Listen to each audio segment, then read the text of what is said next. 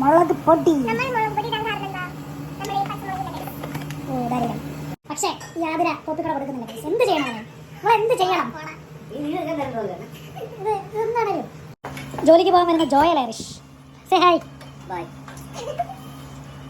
കഷ്ടപ്പെടുക, രാജവയെ പരിചയിക്കുക.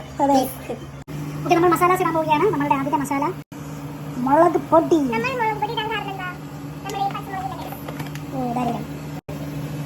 അതിനുശേഷം നമ്മൾ ബിരിയാണിയാണ് ഉണ്ടാക്കുന്നതെന്ന് കൂടി ആലോചിക്കണം ഗൈസ്. മല്ലിപ്പൊടി. അടുത്തതായിട്ട് കുറച്ച് മഞ്ഞൾപ്പൊടി. ഇതെല്ലാം കൂടി ചേർത്ത് ഒന്ന് ഇളക്കി കൊടുക്കുക ഗൈസ്. അപ്പോൾ നമ്മുടെ മസാല ഒന്നുകൂടി വഴണ്ട് വന്നതിന് ശേഷം നമുക്ക് അതിന് ബിരിയാണി മസാല, നാട്ടിലെ മലയാളത്തിൽ എഴുതി വെച്ചിരിക്കണം ബിരിയാണി മസാല ഗൈസ്. അതിനുശേഷം നമ്മൾ ഇതെല്ലാം കൂടി ഒന്ന് ഇളക്കി കൊടുക്കുക.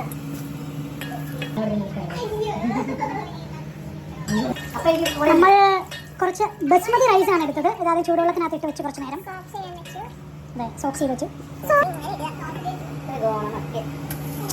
Basmati rice guys. Okay, basmati rice ഇട്ടതിന് ശേഷം നമുക്ക് മസാല ഇട്ടൊന്ന് ഇളക്കി കൊടുക്കാം ഗൈസ്. അതിനുശേഷം നമുക്ക് പാത്രം അടച്ചു വെക്കാം, കുറച്ച് നേരം വേവിക്കാം. നമുക്ക് ഈ ചോറിനകത്തോട്ട് കുറച്ച് വെള്ളം കൂടി ഒഴിക്കേണ്ടി വരും. 2 ഗ്ലാസ് വെള്ളം ഒഴിക്കണം. സോ 1.5 ഗ്ലാസ് അരി എടുക്കുമ്പോൾ 3 ഗ്ലാസ് വെള്ളം ഒഴിക്കണം. അതാണ് സെലീഷയുടെ തിയറി. മീൻ വൈൽ സെലീഷ്യ cooking some chicken for her. ഇത് നമുക്ക് വേണ്ടി ബിരിയാണിയാണ്. സെലീഷ്യ നമ്മളെ ഹെൽപ്പ് ചെയ്യുവാണ് ഗൈസ്. എന്ത് തങ്കപ്പെട്ട മനസ്സിലുള്ള ഹെൽപ്പ് ഗൈസ്. പാവം ഡെന്നി ഈ വെയിൽ കാരണം ഒരു കുട ചോദിച്ചു. ഡെന്നിക്കുന്ന ജോലിയുണ്ട്, പക്ഷേ ഈ ആതിര കോപ്പിക്കട കൊടുക്കുന്നില്ല ഗൈസ്. എന്ത് ചെയ്യണം? നമ്മൾ എന്ത് ചെയ്യണം? ഇത് എന്താണല്ലോ ഗായ്സ്, ഇതായിരുന്നു ഇന്നത്തെ എൻ്റെ ഒരു ചെറിയ വീഡിയോ. ഇനിയും നമ്മൾ അടുത്ത വീഡിയോയുമായിട്ട് അടുത്ത ദിവസങ്ങളിൽ വരുന്നതായിരിക്കും. നമ്മൾ കുറേ വീഡിയോസ് പ്ലാൻ ചെയ്യുന്നുണ്ട്. അപ്പോൾ നമ്മൾ ഇനി അടുത്ത വീഡിയോ പ്ലാൻ ചെയ്യുന്നത്, ഞാൻ ഇനി കണ്ടിന്യൂസ്ലി വീഡിയോസ് അപ്ലോഡ് ചെയ്യാൻ ശ്രമിക്കും. കാരണം എനിക്ക് വേറെ പണിയൊന്നുമില്ല ഇവിടെ. പിന്നെ അടുത്ത എൻ്റെ വീഡിയോ എന്ന് പറഞ്ഞാൽ നമ്മളുടെ വീട്ടിലുള്ള ആൾക്കാരെയൊക്കെ ഞാൻ പരിചയപ്പെടുത്താം.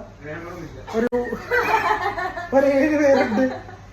7 പേരുടെയും എങ്ങനെയാണ് ഇങ്ങോട്ട് വന്നത്, എന്തിനാണ് അയർലൻഡ് ചൂസ് ചെയ്തത്, അങ്ങനത്തെ കുറേ വീഡിയോസ് ഞാൻ ഇടുന്നതായിരിക്കും.